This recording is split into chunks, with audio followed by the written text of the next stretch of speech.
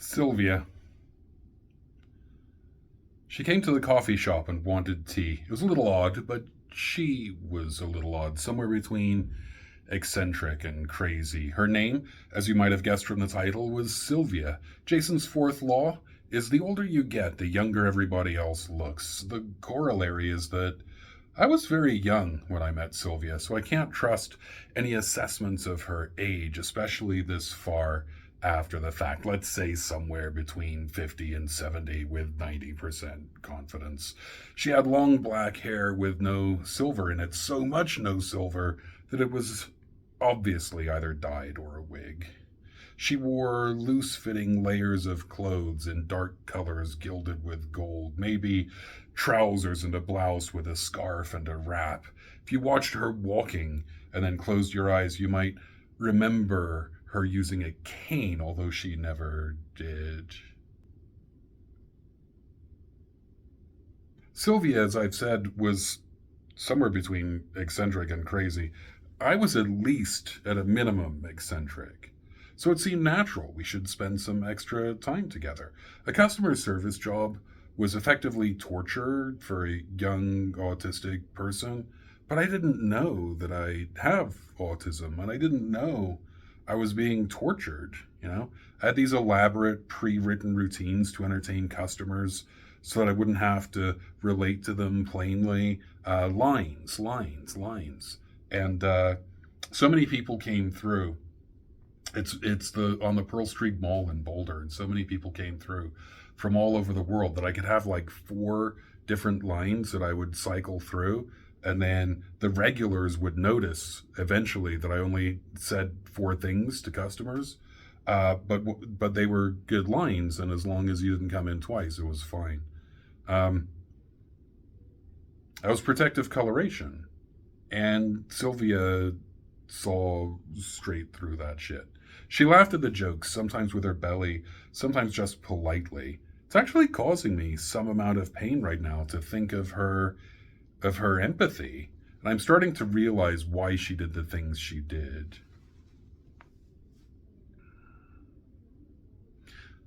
I think I should have loved her better.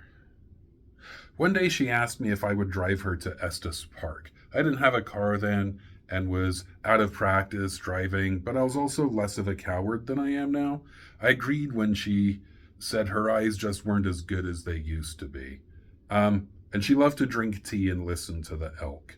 She wanted to go to the big hotel up there. Everyone knows what it is. The Overlook in Stephen King's The Shining was based on this hotel. I just can't come up with the name of the real place right now. Memory is such weird, tricky stuff. Anyway, it never occurred to me to wonder if she had some ulterior motive. I got in so much trouble in those days for this failure to wonder, this rush to take people at their word. On the way up, she admirably didn't nag me about my driving, which was pretty bad. She should have driven herself, it would have been safer. She chatted about various nonsense, whimsical, ridiculous nonsense, and let me concentrate on the driving by not asking me to contribute too much. It never occurred to me to make a note of what sort of car it was. If this were a story, I'd probably include this as a detail. The kind of car sort of establishes Sylvia's social standing. I'd also include that I couldn't remember it, that it hadn't seemed noteworthy at the time, because it establishes my disconnectedness from mundane matters. So, we get to the Overlook. We look around a little gorgeous old place. Really, have you been up there? And eventually sit outside with some tea. Well, she has tea. I have coffee in an adorable little porcelain confection that really does make the coffee taste better. The elk aren't cooperating. We only see a couple of them. And then I suddenly get the "what are you doing with your life" talk. It seems natural. Sylvia isn't really very motherly or even very grandmotherly, but neither were my mother or my grandmother. They were and are real people, not pigeonholed by their relationships to me. So I never wondered about that either. I just listened. I didn't know what I wanted to be or do. I was content to eat and drink and laugh and work and study, all to no special purpose. I wasn't good at talking to humans then either, so I couldn't express all of that.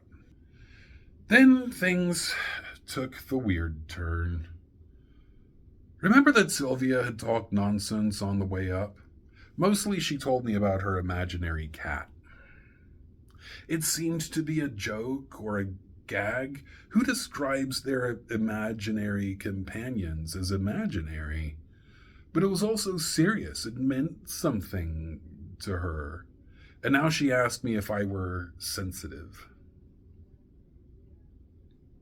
Not especially, I offered, not seeing what she meant. I was really sensitive, actually, in the way I think that she meant, but no way was I admitting that to myself enough to admit it to her. But she persisted. She imagined I was sensitive to the feelings of other people, that I was asensitive. Know what I mean? That I had some untrained clairvoyant or psychic ability, and that was why I was so troubled and defended at the coffee shop. This resonated with me at the time, and some of it remains true for me. I'm not psychic, and I don't believe in those phenomena. You know, the evidence contradicts the existence of those phenomena sufficiently to disregard them. Sorry. But I am, at least at times, uncommonly dialed into the feelings of other people. Later, this would pull me gradually and slowly into therapist training. I drew the line, though, at witches. Not those kinds of witches, evil ones. The whole expedition seemed to be motivated by Sylvia's desire to warn me against the evil witches who live in Boulder, who like to poison the psychic atmosphere, and the wary needed to learn how to guard their feelings against this poison. She was sincere in her empathy for my pain, the pain I at that time did not even know that I was in. And that's what I remember now, though I was pretty sure at the time that she was crazy. Crazy. I thought I was helping her, driving her up to Estes for some tea. But she was trying very earnestly to help me, and she did. I would work through all the mystifying bullshit later. Imaginary cats and evil psychic witches were cover for empathy. Psychic sensitivity was just my own hypervigilance, another way of being defended that provoked all sorts of other defenses from both myself and other people. Years later, in therapy training, this would all get demystified and harnessed to good effect. People like me are not apt for empathy, but we do have it. And it can be trained and put to work. Because we need things made explicit. This can make us actually rather apt therapists and psychologists. But if not for Sylvia, none of that ever would have happened. Man, I wrote this thing a long time ago, and I met Sylvia in probably 1997. These events are getting older and older. So I have some parenthetical remarks, some bracketed remarks. So look, at this time, open bracket, at this time, I was at my most isolated and alienated. I left the U.S. Air Force. I'd moved to Boulder to go to college and get a change of scene, and boy, did I ever get one. I didn't know anyone. As a kid, we moved every few years, and I just gotten so used to walking away from all of my friends and family and school and starting over someplace new that I had no idea that hurt to do. I was very cavalier about it. So I was up in this new town, away from my friends and acquaintances and stomping grounds, and I didn't know anyone. And no one there was like me.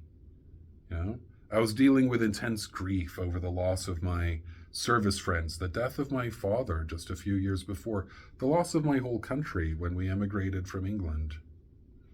I was dealing with those things by not dealing with them, by blithely ignoring all of them.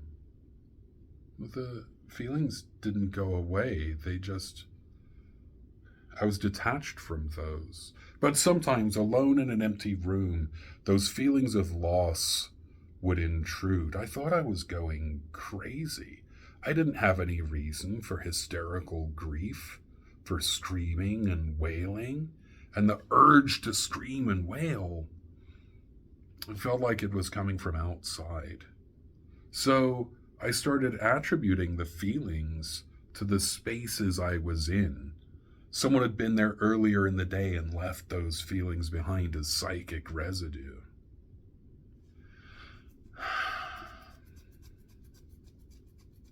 It's not uncommon for people to show up for their first day of psychologist training convinced that they're some flavor of psychic or empath. In the course of training, that empathy gets harnessed, understood, put to work. People who come in with these beliefs often leave without them because they understand themselves more clearly. Shit, this happens to clients. It's much more routine for this to happen to clients.